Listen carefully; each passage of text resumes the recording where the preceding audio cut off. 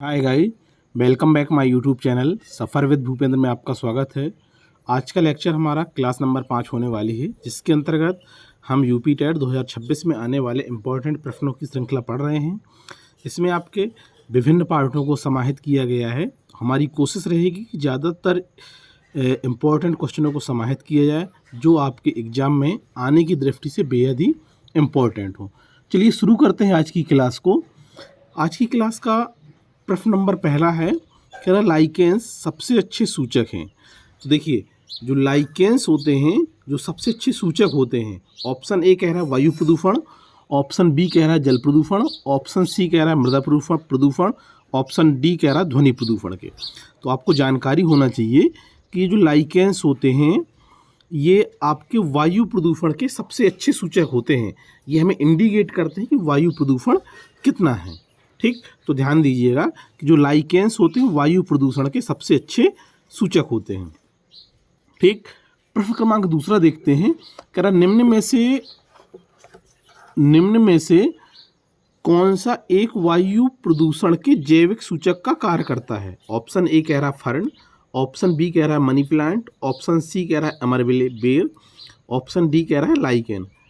देखिए, कह रहा कौन सा एक वायु प्रदूषण के जैविक सूचक का कार्य। तो अभी हमने आपको बताया था कि वायु प्रदूषण के जो सबसे अच्छे सूचक होते हैं वो कौन होते हैं, आपके लाइकेन होते हैं।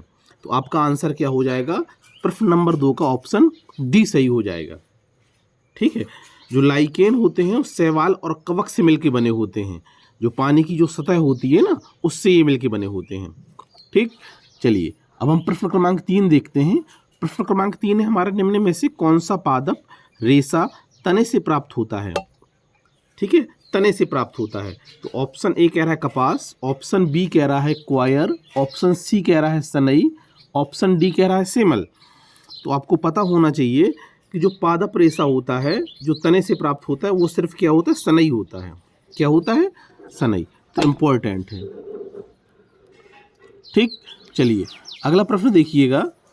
अगला प्रश्न है, कह रहा है कि रानीखेत संबंधित है। रानीखेत बीमारी है जो, वो संबंधित है। तो देखिए किससे संबंधित है रानीखेत बीमारी। तो ऑप्शन ए कह रहा है मुर्गियों से, ऑप्शन बी कह रहा है गायों से, ऑप्शन सी कह रहा है बकरियों से, ऑप्शन डी कह रहा है घोड़ों से। तो आपको पता होना चाहिए कि जो रानीखेत बीमारी होती है वो मुर्गियों से संबंधित होती है। किससे संबंधित होती है, मुर्गियों से। तो ऑप्शन ए सही हो जाएगा। ठीक, अगला प्रश्न, प्रश्न क्रमांक 5 है, कह रहा है इम्यूनोलॉजी का जनक कौन है। तो देखिए, इम्यूनोलॉजी का जनक ऑप्शन ए कह रहा है रॉबर्ट कोच, ऑप्शन बी कह रहा है लुईस पास्चर, ऑप्शन सी कह रहा है एडवर्ड जेनर, और ऑप्शन डी कह रहा है लैंडस्टीनर। ठीक, तो देखिए इम्यूनोलॉजी का जनक जो होता है वो थे एडवर्ड जेनर। कौन थे, एडवर्ड जेनर। एडवर्ड जेनर को ही फादर ऑफ इम्यूनोलॉजी कहा जाता है। ठीक, ये आप इस तरह से मान लीजिए कि एडवर्ड जेनर को इम्यूनोलॉजी का जनक माना जाता है। ठीक है, चलिए अगले प्रश्न में पहुंचते हैं। इसके बाद यहाँ से ये जो पोर्शन हमने लिया है, ये इंपॉर्टेंट पोर्शन हमने एड्स के बारे में, इसमें ढेर सारे क्वेश्चन बनते हैं। तो हमने कोशिश की है सबसे पहले फैक्ट वाली चीज़ों को समाहित करने में। चलिए सबसे पहले देखिए, जो एड्स क्या होती है, बीमारी होती है। अब सबसे पहले हम जानेंगे एड्स का पूरा नाम क्या है। तो देखिए एड्स का जो पूरा नाम है, एक्वायर्ड इम्यूनो डेफिशिएंसी सिंड्रोम। किसके द्वारा फैलता है, तो ये एक वायरस होता है जिसे हम HIV वायरस बोलते हैं।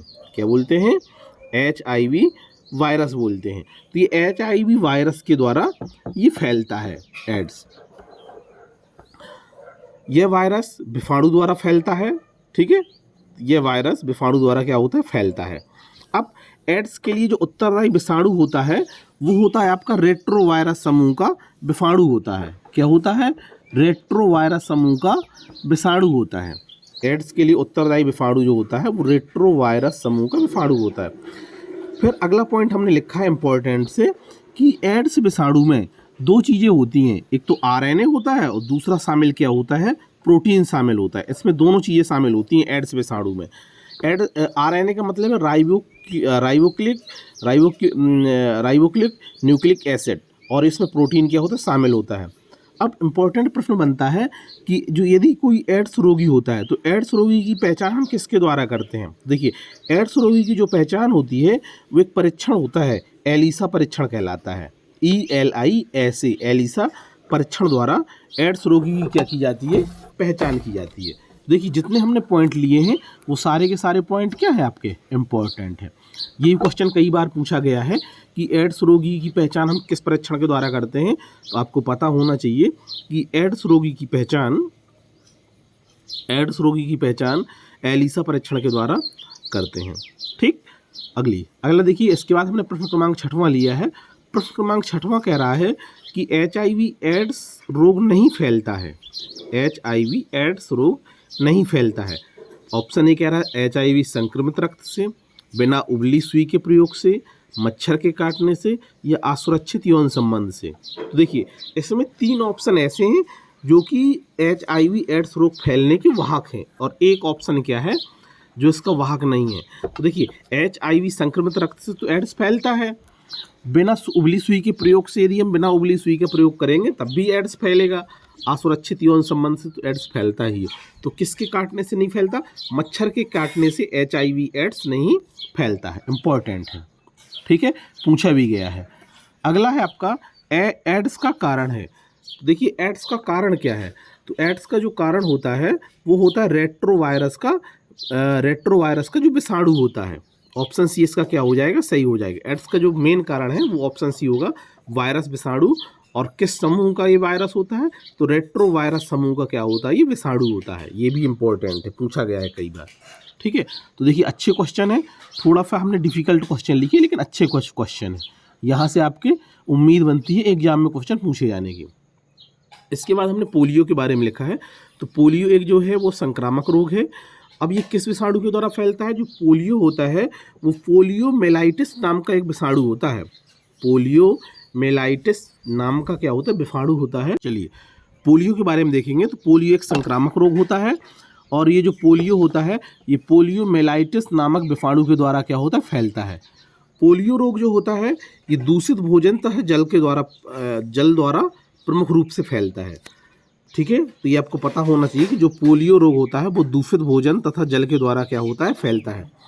पोलियो से यदि किसी को पोलियो रोग है तो उससे कौन सा अंग प्रभावित होगा, तो देखिए पोलियो से इससे जो प्रभावित होने वाला जो अंग होता है वो तंत्रिका तंत्र होता है, या केंद्रीय तंत्रिका तंत्र या तंत्रिका तंत्र नर्वस सिस्टम होता है। ठीक, तंत्रिका तंत्र मिलेगा नर्वस सिस्टम, या कहीं कहीं मिलेगा आपको केंद्रीय तंत्रिका तंत्र, सेंट्रल नर्वस सिस्टम या CNS जैसे हम कहते हैं। ठीक, तो ये भी इम्पॉर्टेंट है। अगला पॉइंट देखिएगा, अगला पॉइंट हमने इसमें लिखा है कि पोलियो के टीके की खोज।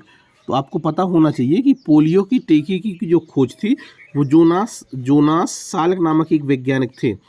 तो जोनास साल्क नामक वैज्ञानिक ने 1952 में पोलियो के टीके की क्या की थी, खोज की थी। तो इम्पॉर्टेंट है, ठीक है, कई बार पूछा जाता है। तो आपको जानकारी होना चाहिए कि पोलियो के टीके की खोज किसने की थी, जोनास साल्क नामक वैज्ञानिक ने 1952 में की थी। अगला क्वेश्चन है पोलियो का कारण है। तो देखिए पोलियो का कारण कौन कौन क्या है, जीवाणु द्वारा, विषाणु द्वारा, कीटों द्वारा या फिर कवक द्वारा। तो अभी हमने आपको बताया कि पोलियो का जो कारण होता है वो क्या होता है, विषाणु होता है। और कौन सा विषाणु होता है, पोलियोमेलाइटिस विषाणु होता है। ये भी कई बार यदि क्वेश्चन डीपली पूछता है तो उस विषाणु का नाम भी पूछ लेता है कि किस विषाणु के द्वारा या किस वायरस के द्वारा पोलियो रोग होता है। चलिए अगला प्रश्न है, पोलियो का वायरस शरीर में प्रवेश करता है। तो ऑप्शन ए कह रहा, देखिए मच्छर के काटने से।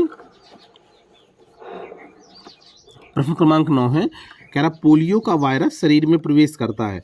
ऑप्शन ए कह रहा मच्छर काटने से, ऑप्शन बी कह रहा है थूक से, ऑप्शन सी कह रहा है दूषित भोजन तथा जल से, ऑप्शन डी कह रहा है कुत्ते के काटने से। देखिए पोलियो का जो वायरस होता है मच्छर के काटने से नहीं होता है, थूक से भी नहीं होता है, कुत्ते के काटने से भी नहीं होता है। जो पोलियो का वायरस होता है जो शरीर में प्रवेश करता है, ये दूषित भोजन तथा दूषित जल के प्रयोग से पोलियो का वायरस शरीर में क्या करता है, प्रवेश करता है। तो ऑप्शन क्या हो जाएगा, सी सही हो जाएगा। चलिए अगला प्रश्न है आपका, साल्क टीका निम्न में से किस व्याधि से संबंधित है। ठीक, तो प्रश्न क्रमांक 10वां है, देखिए आपके सामने कह रहा साल्क टीका निम्न में से किस व्याधि से संबंधित है। तो ऑप्शन ए कह रहा चेचक, ऑप्शन बी कह रहा टेटनेस, ऑप्शन सी कह रहा टीबी और ऑप्शन डी कह रहा पोलियो। तो जो साल्क टीका है जो कि जोनास साल्क के नाम से है वो किस व्याधि से संबंधित है? तो ये पोलियो रोग के उन्मूलन से क्या है संबंधित है। जोनास साल्क ने पोलियो के टीके की खोज की थी सन 1952 में, तो उन्हीं के नाम पे साल्क टीका नाम दे दिया गया है। ठीक, तो ये किसके लिए प्रभावी है? तो ये पोलियो नामक रोग के लिए क्या है प्रभावी है। तो उम्मीद करते हैं आज की क्लास आपको पसंद आई होगी। यदि हमारी क्लास पसंद आई हो तो आप हमारे YouTube channel suffer with Bhupendra को लाइक करें, शेयर करें, सब्सक्राइब करें और जुड़े रहें हमारे यूट्यूब चैनल के साथ। आज यहीं तक, मिलते हैं कल अगले नेक्स्ट वीडियो, तब तक के लिए धन्यवाद।